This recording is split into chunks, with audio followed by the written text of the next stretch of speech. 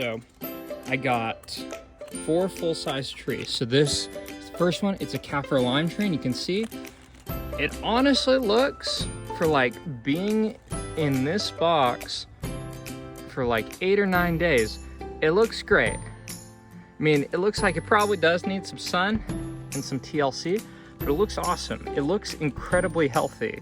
Like, especially just thinking about the journey, like coming from Florida to Utah, like looking like that looks great.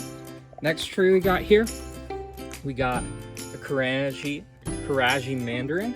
Again, looks awesome. It might be a little less full than the Kaffir Lime, but still, look at that.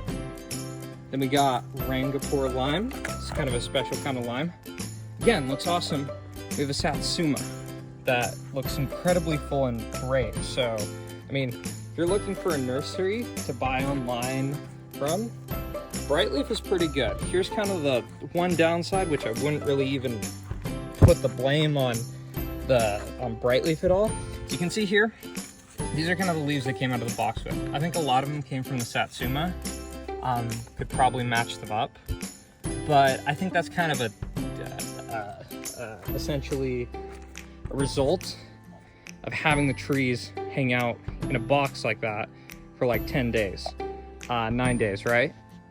So I'm gonna get these guys potted, and definitely happy about this. It's pretty good. I mean, these trees, like on net, probably cost about 33 bucks each, including shipping, which is a pretty good deal considering how nice they look, what they've gone through, and just everything. So very happy with Brite Leaf.